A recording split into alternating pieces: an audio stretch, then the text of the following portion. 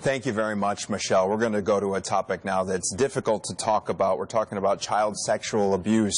42 million people say that they are survivors of abuse, and some of the statistics are very alarming. 1 in 4 girls and 1 out of 6 boys, but unfortunately only 1 in 10 people will ever talk about this.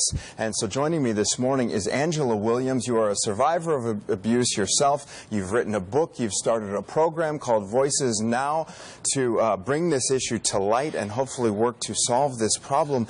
Welcome to the program. We appreciate you being here. And if you can start off by just talking about what makes you so passionate about talking about such a sensitive topic. Well, Anthony, I'm always so thankful to have the opportunity to talk about child sexual abuse and give it a voice.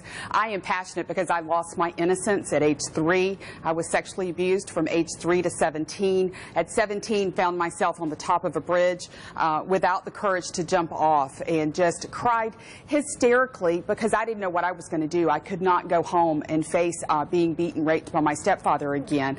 And I am on a mission to make sure that no child is ever sexually abused again. It's happened to Oprah, it's happened to Monique, it's happened to Ellen. Like you said, 42 million survivors. And I represent a silent nation, 1 in 4 women in America. The statistics are so alarming. 1 in 4, you say. What is the problem behind such high numbers here? It's silenced. I think we're living in a nation that is silenced, and that's why I am here with a formula called SAFE, so we can begin to start having these conversations. Tell me what SAFE is. S starts for speak. We have got to break the silence. We've got to be speaking as adults about how and why we're failing our children, and we've got to be speaking to our children to let them know that there might be someone in their life that might exhibit some inappropriate behavior. Ask. We've got to ask some tough questions. Has anyone ever touched your private parts? Swimsuit time, when you're getting a child ready for the pool or the beach, is a great time to really show them where their private parts are. Okay. And that's off boundaries. F is follow up. If we suspect, we have got to follow up, even if it's a family member or a friend. 93% of the time, it's someone the child knows, loves, and trusts. And you are joining us now to educate us about some of these issues. We've got to learn how to... You brought in some props here, including a hula hoop. I want you to put that hula hoop on. Okay. This is a great way to teach children about personal boundaries. Okay. Any space within that hula hoop, they have the right to reject any type of uncomfortable affection or touch. And this puts it visual for a young child. It's visual for a kid to really understand. Yes. So a gift box. This is a great tool.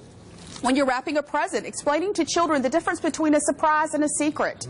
Surprises reveal. They make people happy. Secrets conceal.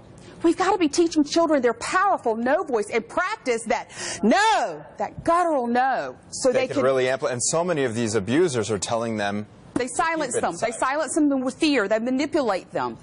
If children can't tell, give them a box of crayons. Let them draw a picture. The voice movement is about giving a voice to this subject. We have Whiteout Child Sexual Abuse Day that is coming up on April 30th, and it is an easy ask. We're asking everyone to wear white for the innocence of a child, to stand and wear white for the innocence that's been lost. Of those 42 million survivors, and with only 1 in 10 ever telling, there's a lot of survivors out there that need some compassion. Important day coming up. And quickly, before we go, you've written a book about this. How can parents get their hands on this? From SARS to Sapphires, and we have children's books, and we have many other resources at voicetoday.org. That is our website. Voice Today is the organization, and we just invite all your viewers to join the movement because we've got to have courage to protect the innocence of our children. And I commend you for your courage and joining us and telling your story this morning for us. Angela Williams, thank you very much. Michelle, back over to you. Wow, such important information. Thank you, Anthony, and also thank you, Angela, for sharing your story. Still to come this